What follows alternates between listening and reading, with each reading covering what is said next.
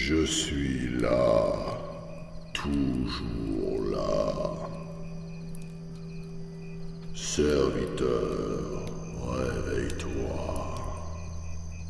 Oh, debout! Qu'est-ce qui se fait? Serviteur, écoute-moi. Maître? C'est vous? Non, c'est Bill Gates. Ah bon? Bah écoutez, j'ai acheté une licence il y a quelques années et je... Mais non, espèce de crétin, c'est ton maître. Qui veux-tu que ce soit? Maître, vous êtes vivant? Oui, enfin, non, pas assez compliqué. De toute façon, t'es pas assez malin pour piger le truc. J'ai besoin de toi. Il existe aux quatre coins du web 6 reliques qui, une fois assemblées, me permettront de retrouver une enveloppe charnelle et une puissance 100 fois supérieure à celle que j'avais. Bah attendez, il y a 6 reliques mais il y a 4 coins, c'est pas logique. Tais-toi, crétin! C'est une figure de style. Retrouve Spyware et cherchez ses reliques. Si vous y parvenez, je ferai de vous mes lieutenants. Et vous serez surpuissants. Mais méfie-toi de NordVPN. Rappelle-toi, NordVPN est comme un bouclier magique qui dissimule les aventuriers imprudents. Il leur permet d'arpenter le web incognito, empêchant ainsi mes loyaux sujets, vous, glorieux virus spyware et adware, de les détecter et de récupérer les précieuses données nécessaires à nos plans machiavéliques. Grâce à lui, ils peuvent chiffrer leurs données et brouiller leurs traces en masquant leurs adresses IP. Ce sortilège infernal possède plus de 5000 serveurs répartis dans 60 royaumes, leur permettant de contourner nos barrages numériques. Même nos pièges géolocalisés ne suffisent plus, et peu importe qu'ils soient sur portable, tablette, ordinateur ou téléphone, peu importe qu'ils soient sous Linux, Apple ou Windows, ils sont protégés sur 10 appareils et sur tous les systèmes d'exploitation. Ah ouais. En plus, avec leurs fichues adresses qu'ils mettent en description, là ou alors en bas des écrans des youtubeurs, les gens peuvent avoir accès à tout un tas de réductions sur leurs abonnements. Oui, leur pouvoir est considérable, mais face à celui que j'aurai bientôt, ils ne pourront plus rien.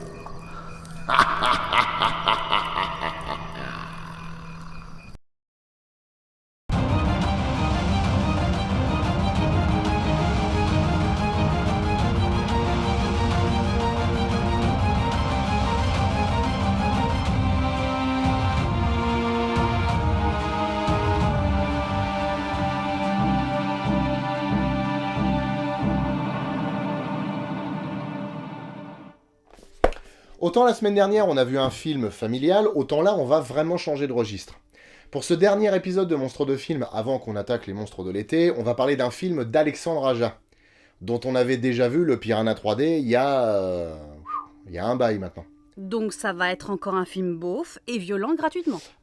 Franchement non. Enfin, sur la violence, il y a toujours quelque chose de conséquent, même si moins que dans Piranha 3D, mais par contre pour le reste du film, on est vraiment dans un autre ton. Crawl est un film d'horreur états-unien sorti le 24 juillet 2019, réalisé par Alexandre Aja, donc, qui est un réalisateur, scénariste et producteur français, spécialisé dans les films d'horreur et qui s'est fait connaître notamment grâce à Haute Tension, et qui a ensuite réalisé La Colline à des yeux, Mirrors, Horns ou encore Oxygène. Le film s'ouvre sur la piscine de l'université de Floride à Gainesville, où des dizaines de nageuses de l'équipe des Gators s'entraînent. Parmi elles, Hailey. Entraînée depuis toute petite par son père, elle a soif de vaincre. Par conséquent, arriver deuxième lui laisse un goût très amer dans la bouche. Et c'est pas dû au fait que tout le monde pisse dans la piscine. Et dans ces cas-là, elle repense toujours à ce que lui disait son père. Qu'est-ce que tu fous dans les toilettes? Tu y passes tes jours et tes nuits. Sors de là, que les autres puissent tenter leur chance. Ah, tu vas pas faire une ref à Frankenstein Junior dans chaque épisode? Oh bah ça va, ça s'y prêtait vachement bien, non? Bon, son père lui disait ça. Ne pleure pas, tu les battras la prochaine fois. Parce que tu es quoi? Le super prédateur. Ah bah c'est sûr que c'est pas les entraînements à la Philippe Lucas, hein. Qu'est-ce que tu diras à notre fille quand elle perdra? Eh mon cœur, c'est pas grave, pleure pas. Maintenant tu sais ce que t'as amélioré. Tu sais, franchement, on apprend bien plus en perdant qu'en gagnant. Par contre, pour être sûr que la prochaine fois tu gagnes, va leur péter les genoux. Et, oublie pas, tu tapes bien en bas de la rotule, juste histoire de péter le cartilage et la tête de l'os, d'accord? D'accord. Eh ben, je peux t'assurer que les poissons voleront avant qu'elles recommencent à nager, hein. Ouais, quelque chose comme ça, ouais. Dans les vestiaires, Hailey reçoit un appel de sa sœur Bess qui l'informe qu'un ouragan de catégorie 5 arrive sur la Floride, et que Dave, leur père, qui habite justement dans le coin, ne répond pas au téléphone depuis un moment. On comprend assez vite que les relations familiales sont compliquées, les parents sont divorcés, Hailey et papa sont plus en bon terme depuis longtemps, et les sœurs se rentrent dans le chou. De toute façon, vous êtes exactement pareils tous les deux. Ouais. Et toi, t'es comme maman. Tu te soucies des gens, mais tu gardes tes distances. Mais Hailey prend quand même la décision d'aller voir si son père va bien. Sur la route, elle voit un panneau, la ferme aux alligators. Ça a son importance, croyez-moi. Et la radio balance des conneries. Le bureau du shérif du comté de Pasco a mis en garde la population de ne pas tirer de coups de feu en direction de l'ouragan. Quoi ? Alors, rigolez pas parce que en 2017, il y a 2 Américains qui ont créé un groupe sur Facebook qui visait à rassembler le plus de gens possible pour tirer sur l'ouragan Irma. Alors, ça partait d'une blague, hein, mais il y a quand même plus de 20 000 personnes qui l'ont pris au sérieux et qui se sont vraiment mis dessus en vue de le faire. Les États-Unis.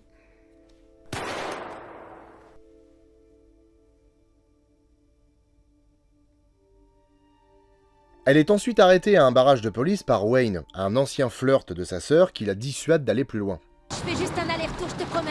Là, je suis vraiment désolé, Alice. J'aurais voulu pouvoir t'aider, mais franchement, je peux pas.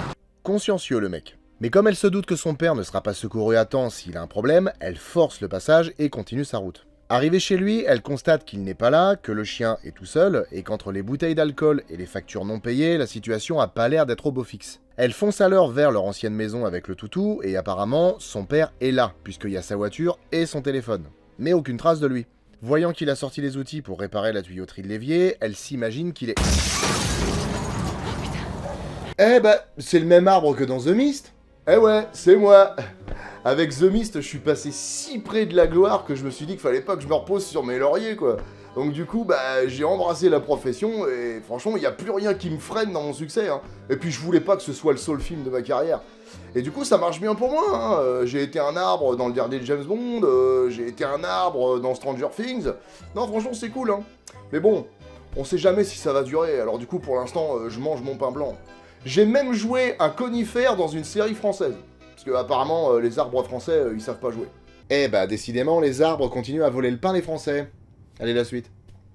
Hailey descend alors dans le vide sanitaire, dont l'accès est grand ouvert, et plus elle avance, plus elle constate qu'il s'est passé quelque chose. Elle finit par trouver Dave, inanimé et blessé dans un coin. Alors je sais pas si c'est de la boue ou de la chiasse, mais une blessure de ce genre dans un environnement comme ça, je pense pas que ce soit une bonne idée. Elle le pose alors sur une bâche et le traîne jusqu'à la sortie. Mais elle est attendue.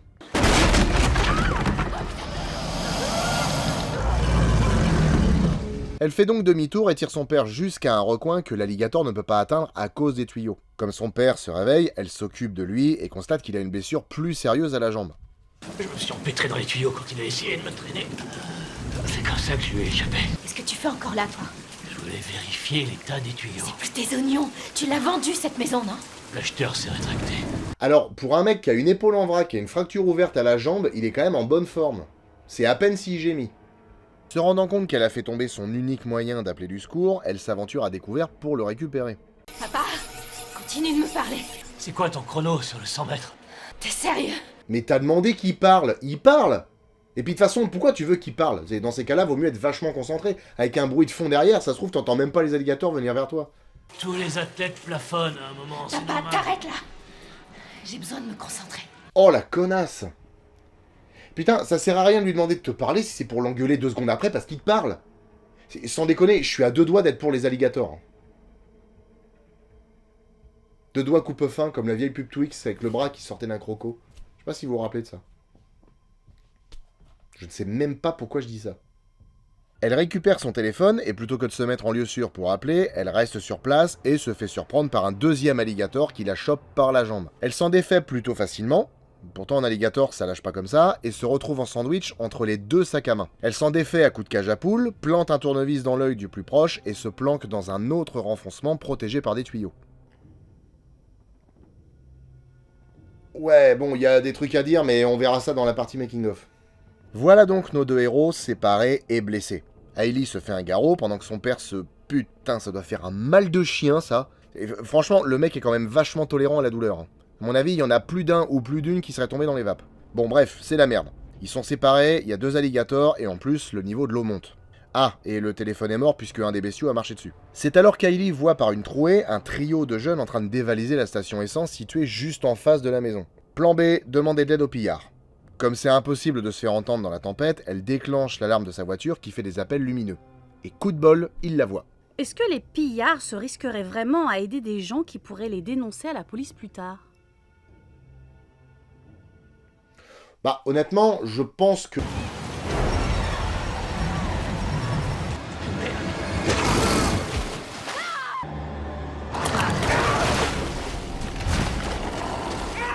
Ah bah la question se pose plus en fait.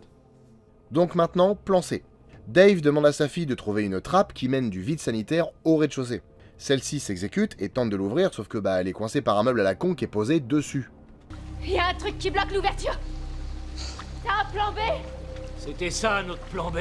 Ah non, ça c'est le plan C. Ah non, si on prend en compte l'idée d'aller chercher le téléphone, c'est même le plan D. Arrive alors le plan E, Wayne. Celui-ci est venu voir si Hailey et son père sont encore là ou pas.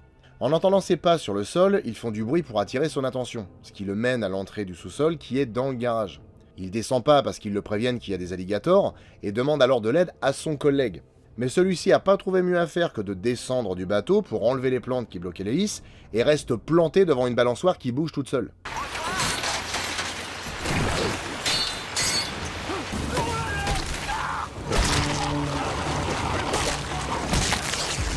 Alors du coup, pas de colis à croco. Hailey essaie bien de l'aider, mais je vois pas trop ce qu'elle peut faire. Hein. Et puis en plus, elle se met en danger parce que le reptile pourrait la choper à n'importe quel moment. Heureusement, elle lui échappe parce qu'elle est bonne nageuse, et aussi parce que son père l'aide, et c'est la fin du plan E. Tu dois rester forte. On va s'en sortir. Mais oui, vous allez y arriver, arrête de chialer. Ça a l'air mal parti. Bon, pas vraiment. Il y a beaucoup d'alligators, ils sont agressifs, le niveau de l'eau est en train de monter, elle s'est fait mordre la jambe, lui il a une épaule en vrac et une jambe pétée. Bon, ça pourrait être pire, hein. Il pourrait pleuvoir. Je croyais qu'on faisait plus de référence à Frankenstein Jr. Avant de mettre en marche le plan F, papa galvanise sa fille avec des souvenirs d'enfance. Quand t'étais petite, et que Bess pouvait retenir sa respiration sur une longueur de piscine, mais pas toi. Je me suis levé, il devait être 2h du matin. Et là, je t'ai vu dans la piscine. Tu t'entraînais à retenir ta respiration sous l'eau. T'es arrivé à gérer ça toute seule comme une grande. Alors on est peut-être têtu, mais on baissera jamais les bras. Tu te rappelles, il y a longtemps, quand t'étais petit, tu devais avoir, je sais pas, peut-être 7-8 ans. T'avais tellement peur d'aller à l'école que t'en avais mal au ventre. Et du coup, qu'est-ce que je t'ai dit? Je t'ai dit, tu dois vaincre ta peur. Tu dois te mettre en tête que la meilleure, c'est toi, que t'es la plus forte. Et qu'est-ce qui s'est passé? Elle est allée à l'école, elle s'est chiée dessus, parce que c'était pas le stress, mais la gastro. Merci papa. Ça faisait bien au moins 20 bonnes minutes que j'avais pas eu honte. Oui, bah s'il n'y avait pas eu d'alligator, on n'en serait pas là. Et puis qu'est-ce qu'il fout là, ton frère, d'ailleurs? Au passage, on sort les violons parce que papa était pas assez là, maman était malheureuse, tout ça. Ta mère n'était pas heureuse avec moi, j'ai été égoïste. J'ai pas été assez attentionné avec C'est pour toi et Bess qu'on est resté ensemble avec ta mère. Pourquoi tu viens plus me soutenir? Je croyais que t'étais en colère après moi. Je le suis, ouais. Bon, maintenant, le plan F. Hailey va nager jusqu'aux escaliers et faire remonter son père par la trappe de secours. Pour attirer les reptiles, celui-ci tape sur les tuyaux pendant que sa fille se met en route. Dave réussit à coincer un des alligators sous une poutre en délogeant l'étai qui la retenait et finit l'animal à coups de pelle. Ça en fait toujours un de moins. Du côté de la nageuse, c'est la merde, parce que l'autre monstre attend au niveau de l'escalier. Alors elle n'a pas d'autre choix que de passer par le conduit d'évacuation des eaux qui mène au fleuve qui est juste à côté. Ensuite, elle pourra remonter dans la maison et ouvrir à son père. Donc ça, on va dire que c'est le plan F'. L'idée reste la même, le procédé change un peu. À l'entrée du conduit, elle tombe dans un garde-manger et sur un nid où des bébés font déjà leur sortie. Elle prend le pistolet de ce pauvre Wayne et se fait saisir le bras par une maman alligator. Coup de bol, c'est la main qui tient le pistolet.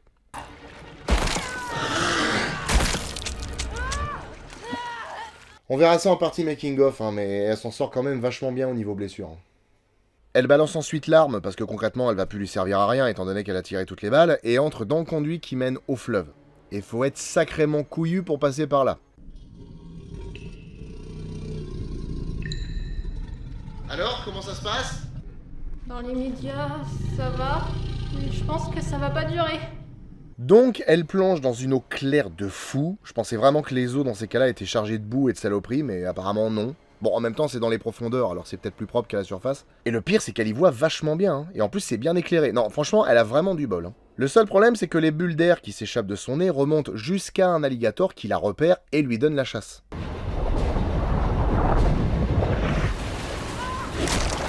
Alors, avant de dire ça, je me suis quand même renseigné. La vitesse moyenne d'un nageur ou d'une nageuse pro, c'est à peu près 7 à 8 km/h. Ça fait environ 2 mètres secondes, ce qui est déjà pas mal. Sauf que ça, c'est une vitesse vraiment péchue. Chez l'alligator, 8 km/h, c'est la vitesse de nage pépouze. C'est genre, je me promène dans le marais, oh tiens, qu'est-ce qu'il y a là-bas? Quand ils sont vénères, par contre, ils peuvent aller jusqu'à 32 km/h. Sur une courte distance, certes. Mais 32 km/h quand même. Notamment quand ils chassent. Là, je pense que l'alligator avait pas vraiment faim. Par contre, le fait qu'il ait détecté des bulles, ça te choque pas? Oh, non, le corps des crocodiliens est bardé de capteurs sensoriels, donc en soi, ça me surprend pas tellement qu'il ait détecté les bulles. Ça me surprend plus qu'il l'ait pas rattrapé en nageant que le fait qu'il l'ait détecté avec les bulles. On peut donc dire que le plan F' a marché. Par contre, faudrait que tu te mindes de sauver ton père, parce que là, il est en train de se noyer.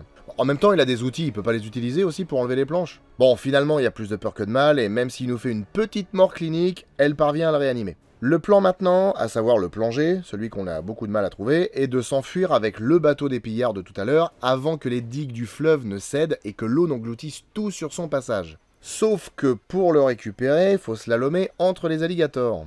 Je crois qu'on peut y arriver. La pluie devrait nous couvrir. Je rappelle qu'il a une jambe cassée. Tu sais, l'adrénaline, ça fait faire des choses folles. Non, franchement, adrénaline ou pas adrénaline, c'est pas possible. Quand t'as une jambe cassée, tu peux pas t'appuyer dessus. Et déjà, l'os, il se balade. Et puis en plus, ça doit faire une douleur pas possible. Même si t'as une attelle, c'est improbable. En plus, il porte le chien, ça fait du poids en plus. Là-dessus arrive l'œil du cyclone. Comme il n'y a plus de pluie, leurs déplacements sont plus couverts. Et là, du coup, c'est la merde. Parce que... Et bah en fait, non, si ça va. Non, l'eau est revenue. Alors, désolé d'être chiant sur des détails, mais en même temps, ce serait pas marrant si je les relevais pas. Mais l'œil d'un cyclone, en règle générale, ça fait entre 3 et 100 km de diamètre. Alors ça dépend de plein de trucs, hein. Ça dépend de la taille de l'ouragan, ça dépend du type d'ouragan, ça dépend de plein de choses. Mais du coup, là, ils ont vraiment eu de la chance, parce que ça n'a pas duré très longtemps. Allez, on va dire que c'était un petit œil qui devait faire 3 petits kilomètres, et en fait, ils sont pas passés comme ça au centre, ils sont vraiment passés sur le bord de l'œil. Voilà. Et puis un ouragan, c'est des vents très rapides, alors ça se déplace vite et machin. Bon, allez. Soit. Spectateurs, spectatrices, vous aimez apprendre en vous amusant? N'hésitez pas à aller sur notre chaîne secondaire Culture avec un G. Et si vous avez envie de discuter avec nous et avec la communauté, on a un Discord tout nouveau tout beau qui a ouvert. Tous les liens sont en description, il y a juste à cliquer.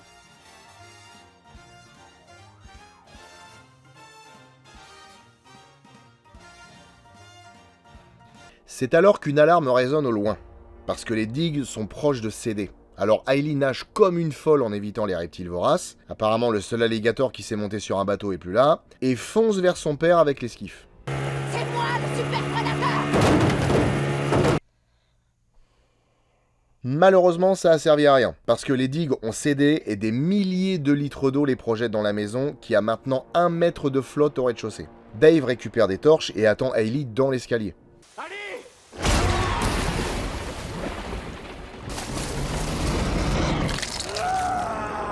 Ah, bah voilà une attaque crédible. Un alligator ou un crocodile, quand ça mord, ça tourne et ça arrache.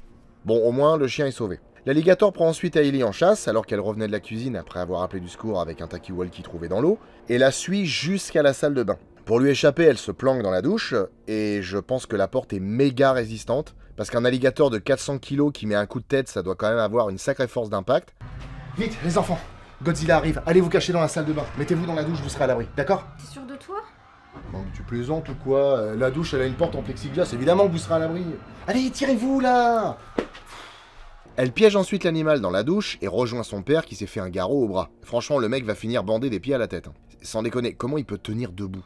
Bon bref, mise en route du plan H. Monter sur le toit et attendre les secours. Et justement, les voilà. Hailey allume une torche pour attirer leur attention, mais c'est un alligator qui la remarque en premier. Vous auriez dû mettre des portes de douche à la place des fenêtres. Le poids de l'eau ferme la porte de la chambre, ce qui l'enferme avec l'animal, qui la chope et fait une danse de la mort qui lui fait revivre toute sa vie. Mais comme je l'ai dit plus tôt, elle a l'instinct de survie, cette petite. Elle chope la torche et crame la tronche du reptile, ce qui le fait lâcher. Elle sort par la fenêtre et agrippe une gouttière qui lâche, ce qui lui sauve la vie au passage, parce que l'alligator allait mordre pile à l'endroit où elle était. Et elle est ensuite sauvée par Dave, qui manifestement a encore la force de péter le toit et de la retenir d'un bras alors qu'il a perdu 33 litres de sang depuis le début du film. Et ensuite, les secours arrivent.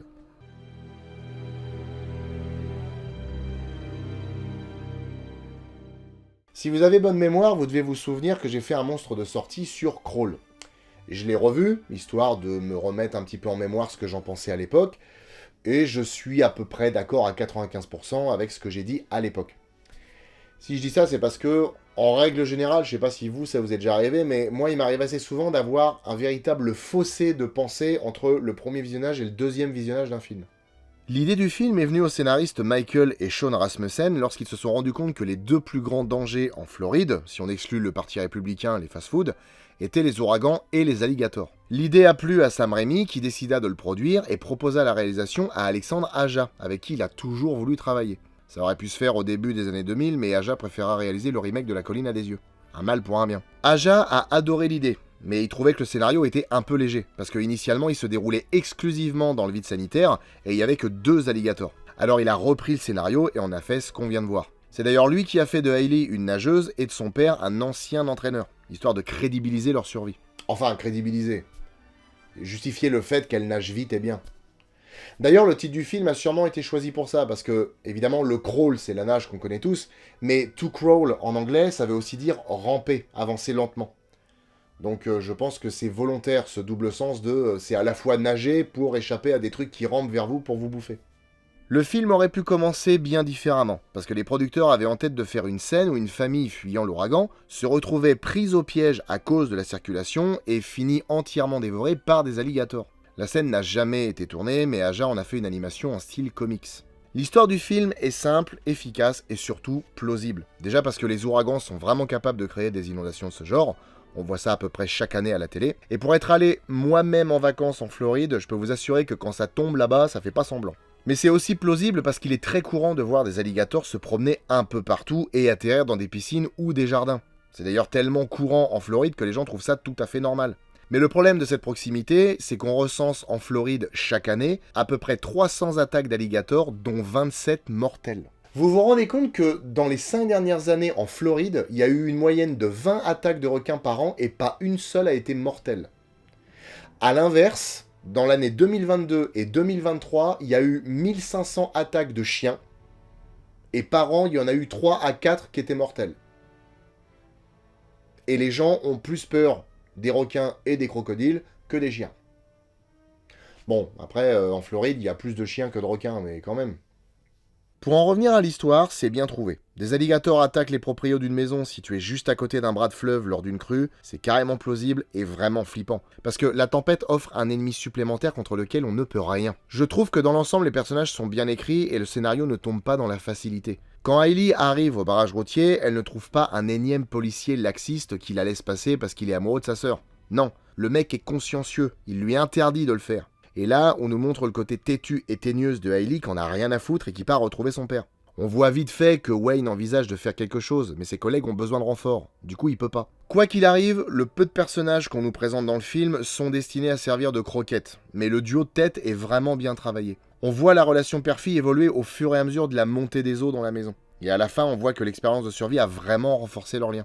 On le voit un peu plus dans certaines scènes coupées où leur relation et son évolution sont bien plus exposées. Concernant les alligators, on n'est pas face à un monstre géant capable de prouesses physiques. Là, il y en a plusieurs, au moins 8 si je me suis pas gouré. Ils mangent à tour de rôle et sont sur les nerfs parce qu'il y a un nid tout proche. Les crocodiliens sont pas vraiment agressifs de nature. Bon, quand faut manger, ils font ce qu'ils ont à faire. Mais la plupart du temps, ils fuient ce qui les dérange. D'ailleurs, on voit l'un d'eux se barrer après avoir pris un coup de cage à poule. Mais si vous avez le malheur de toucher leur nid, ils deviennent extrêmement dangereux. Et ça explique leur acharnement dans le vide sanitaire. En plus, on les voit traîner leur gros cul comme de vrais alligators. Ils font pas des bonds impossibles ou des courses-poursuites sur 20 km. Ils se comportent comme de vrais alligators. Donc, l'histoire est plausible, les alligators sont crédibles, les personnages sont bien écrits, mais il est parfait ce film.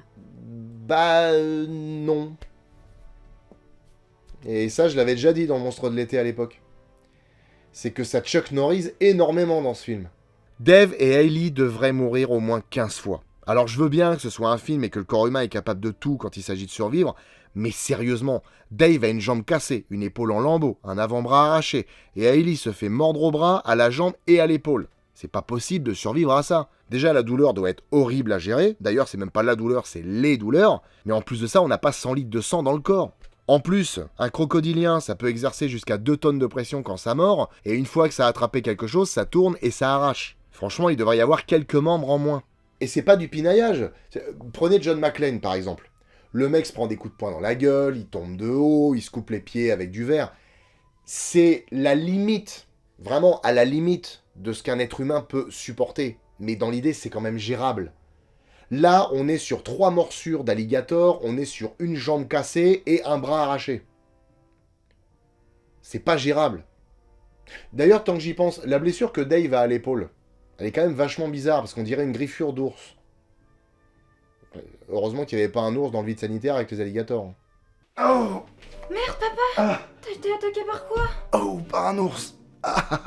Et t'as quoi au bras? Ça, c'est une morsure d'alligator. Il était planqué sous le plancher. Et celle sur ta jambe? Alors ça, c'est un gorille qui était dans les poubelles. Et d'ailleurs, il a tué les 99 autres mecs. Oh! Et celle que t'as au front? Alors ça, c'est quand je regardais la voisine qui... Oui, enfin, laisse tomber. Il me paraît compliqué de nier l'efficacité de la mise en scène d'Alexandre Aja. Le film est sombre, oppressant, froid, humide. À partir du moment où les alligators coincent Dave et Hailey dans le vide sanitaire, on est constamment sur les nerfs. Déjà parce que les choix des personnages nous rendent fous, mais aussi parce qu'il y a constamment des détails qui montrent que les reptiles sont là et bougent. Même les attaques sont surprenantes pour la plupart. Dans cette scène, par exemple, on est susceptible de penser que c'est le mec qui va se faire attaquer en premier, mais en fait ça se passe derrière. Pareil pour cette scène-là, il y a plusieurs plans qui laissent penser qu'un alligator arrive et va bouffer le chien. Eh ben non, ça arrive après. Kroll a bénéficié d'un budget qui varie de 12 à 17 millions de dollars. Suivant les sources, comme à chaque fois les sources disent tout et son contraire. Mais la majorité des sites internet parlent de 13 millions et demi de dollars, ce qui en fait, vous l'aurez compris, un petit budget. Aux États-Unis, il est sorti dans l'ombre de Spider-Man Far From Home et Toy Story 4, mais il a réussi à s'imposer à la 3e place devant des films comme Aladdin, Annabelle la Maison du Diable, Men in Black International et Avengers Endgame. Bon, les deux derniers étaient sur la fin de leur exploitation, mais ça n'empêche qu'il était devant. Il a engrangé plus de 39 millions de dollars aux États-Unis et 91 millions dans le monde, ce qui en fait un très beau succès. En France, il a réuni un peu plus de 476 000 personnes en salle, ce qui est pas folichon, mais ça s'explique étant donné qu'il est sorti en même temps que Comme des Bêtes 2 et Fast and Furious Hobbs and Shaw.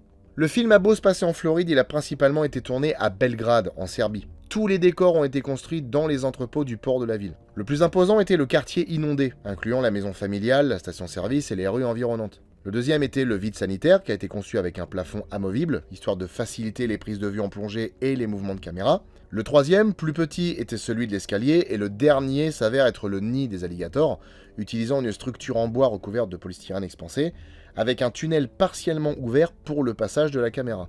Et comme ces décors étaient destinés à être inondés, il a fallu de la flotte, beaucoup de flotte. Pour ça, ils ont construit 7 réservoirs contenant au total 5 millions de litres d'eau, qui étaient utilisés quotidiennement. Le réservoir principal, qui faisait 60 mètres par 80 sur 3 de profondeur, a servi au quartier extérieur, tandis que d'autres, plus petits, servaient aux différentes parties de la maison. Chaque jour, l'eau était chauffée, filtrée et maintenue propre pour assurer le confort des acteurs et la sécurité du matériel. C'est quand même incroyable le cinéma. Juste pour faire un film, tu construis un quartier, tu l'inondes entièrement, puis après tu pètes tout. C'est génial. Pour filmer avec stabilité, l'équipe a utilisé des Steadicam, mais aussi des Nauticam. Alors pour rappel, le Steadicam, c'est un système autoporté qui permet d'absorber les mouvements de l'opérateur pour que la caméra reste stable quoi qu'il arrive. Et ben le Nauticam, c'est exactement la même chose, mais sur l'eau. Ça absorbe les mouvements des vagues. Quant au chef opérateur, il a dû employer des miroirs pour créer des effets lumineux réalistes dans cet environnement fermé et anxiogène. La tempête et les paysages extérieurs ont été principalement créés en images de synthèse par le studio Rodeo FX, un studio canadien qui a travaillé sur des films comme Blade Runner 2049, Birdman, Aquaman, Fantastic Beasts, Les Crimes de Grindelwald, Les Gardiens de la Galaxie Volume 3, La Petite Sirène, et sur des séries comme Game of Thrones, Stranger Things et The Boys. Pour Kroll, ils ont réalisé 244 plans d'effets visuels. Des fonds bleus géants ont été installés autour des décors pour faciliter l'intégration des éléments numériques, tels que les arbres, le ciel et les effets de vent et de pluie. même si certains éléments de décor et les effets de vent et de pluie étaient aussi présents physiquement sur le plateau. Il y a des scènes additionnelles qui ont été tournées en Floride, notamment à Tampa Bay, pour capturer des images réelles de tempêtes et de paysages utilisées ensuite comme arrière-plan numérique. Et bien évidemment, les images de synthèse ont été utilisées pour animer les alligators. Ce qui tombe sous le sens. Ils vont pas utiliser de vrais alligators, et puis avec le petit budget qu'ils ont, ils vont pas faire financer des gros alligators de fou en animatronique qui coûtent une blinde. Pour les modéliser, l'équipe s'est inspirée de 2 spécimens réels. Un alligator du Mississippi de près de 4 mètres, exposé au Muséum d'Histoire Naturelle de New York, et un autre surnommé Godzilla, qui vit dans un refuge à Miami. Aja les voulait aussi crédibles que possible, et ils sont la plus grande réussite du film. Autant les effets de tempête et d'eau sont pas toujours très beaux à voir, autant les alligators sont magnifiques. Je pense que ce sont les plus crédibles physiquement parlant qui aient été animés jusqu'ici, avec le crocodile de Rogue. Quelques éléments pratiques ont quand même été fabriqués pour les interactions rapprochées, notamment pour le plan où la caméra fixe Hailey à travers la gueule de l'alligator.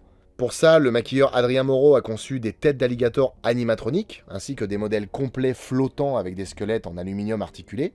Et il a aussi fait les œufs et les bébés crocos qu'on voit dans le nid. Je pensais que c'était des vrais, c'est dire à quel point c'est vachement bien fait. Des cascadeurs en combinaison verte et des plongeurs ont été utilisés pour simuler les mouvements des alligators sur le plateau, servant de référence pour les effets numériques. Il a aussi fabriqué les corps des victimes des alligators et des prothèses pour les scènes de blessures, comme le bras cassé de Dave.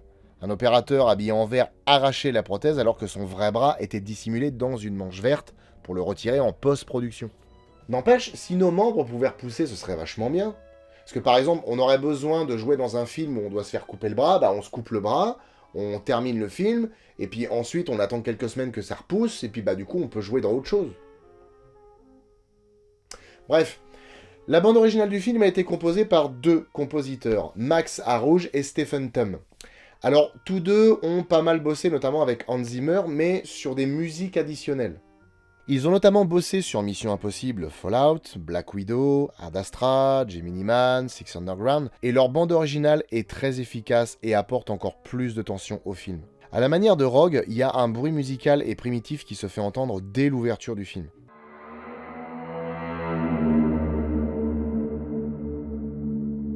On dirait le mugissement lointain d'un dinosaure. Et il y en a plusieurs dans le film, avec des tonalités très différentes.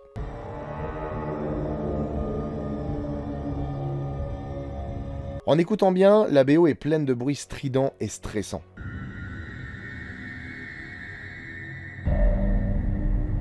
Parfois, la musique explose, notamment lors des attaques.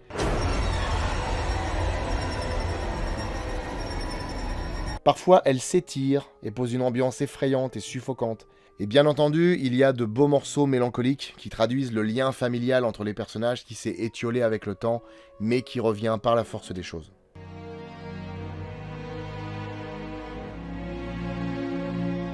Concernant le casting, je vais surtout vous parler des 2 acteurs principaux, parce que la plupart des autres acteurs qu'il y a dans le film ont des toutes petites carrières, ou alors ont joué dans des tout petits rôles. Ce qui fait qu'il n'y a pas vraiment grand chose à dire dessus. Pour préparer leur rôle, les 2 acteurs principaux ont suivi des cours de nage pendant plusieurs semaines, et Kaya Scodelario a insisté pour jouer pieds nus, histoire d'ajouter du réalisme à son personnage de nageuse. On nage pas avec des Santiago. Et elle a décrit le tournage comme étant l'un des plus exigeants physiquement de sa carrière.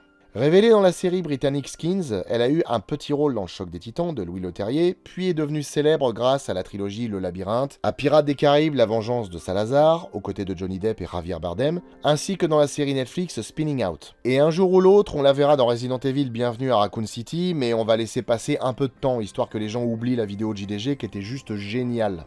On retrouve aussi Barry Pepper, un habitué des seconds rôles dans de grands films hollywoodiens comme La Ligne Verte avec Tom Hanks, Il faut sauver le soldat Ryan avec Tom Hanks, ou encore True Grit avec Tom Hanks. Non, pardon, ça c'était les frères Cohen, il n'y avait pas Tom Hanks dedans. Mais on l'a aussi vu dans 3 enterrements, Mémoire de nos pères, 7 vies et Monster Car, tiens, on en a parlé dans l'épisode précédent. Et il a, entre autres, incarné Roger Maris dans le téléfilm sportif 61 réalisé par Billy Crystal. Pour conclure, Crawl est un film efficace qui pousse volontairement les limites de la vraisemblance et surtout le jusqu'au-boutisme de ses survivants, au-delà de la suspension consentie de l'incrédulité.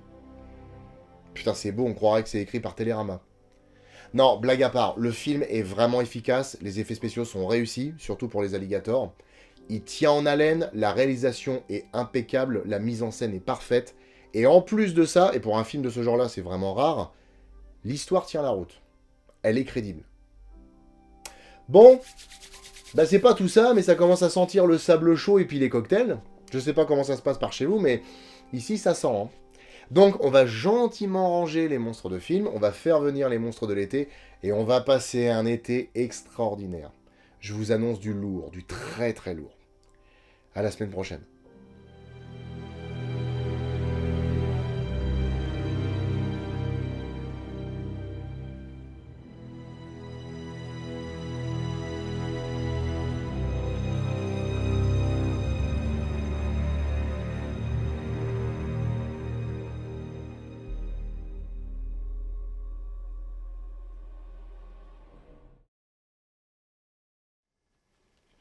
Avouez que vous vous attendiez à une énième variation de Gérard.